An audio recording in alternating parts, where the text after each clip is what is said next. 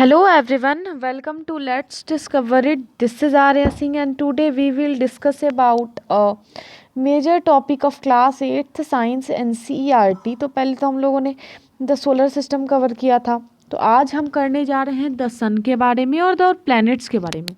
तो सन एक्चुअली क्या है, तो बिना टाइम वेस्ट किए हम अपनी इस वीडियो को शुरू करते हैं।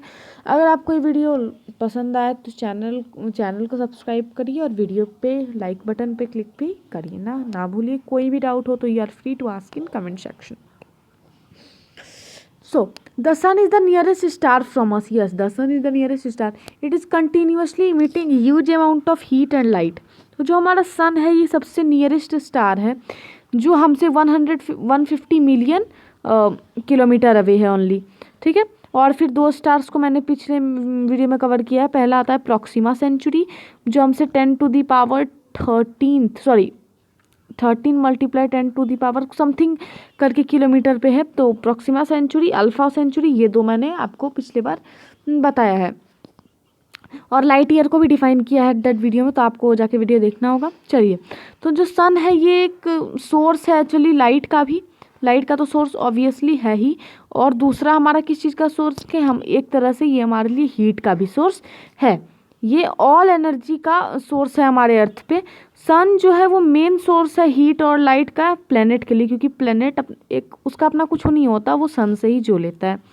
तो जो प्लेनेट है ये एक स्टार की तरह आपको दिखेगा, लेकिन ये एक्चुअली में स्टार नहीं होता क्योंकि इनके पास अपनी लाइट नहीं होती। मियरली का मतलब होता है, जैसे मियरली है ना, यहाँ पे एक वर्ड आया मियरली, MERELY। मियरली का मतलब होता है ओनली।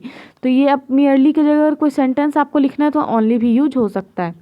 तो ये ओनली सनलाइट यूज करते हैं जो इन पे पड़ता है, वहाँ से रिफ्लेक्ट होता है और फिर ये स्टार्स की तरह इसलिए आपको दिखते हैं।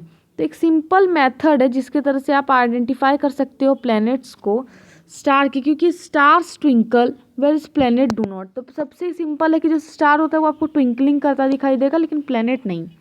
Also the planet keeps changing their position with respect to the stars. तो जो प्लैनेट होते हैं वो जो अपना प्लेस होता है उसे चेंज करते रहते हैं।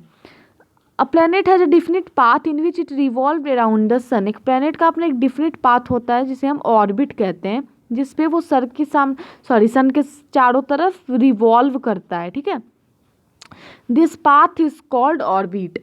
देखिए, अब यहाँ पे जो आप पढ़ने जा रहे हैं ये बहुत ही इंपॉर्टेंट है। आपसे पूछा जाएगा कि पीरियड ऑफ रिवॉल्यूशन क्या होता है।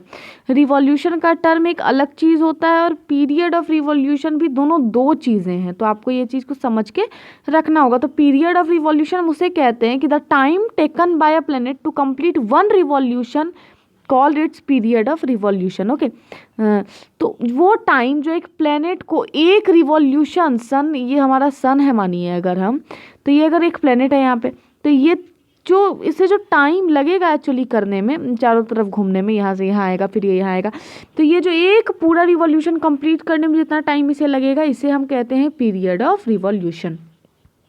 The period of revolution increase as the distance of the planet increase from the sun।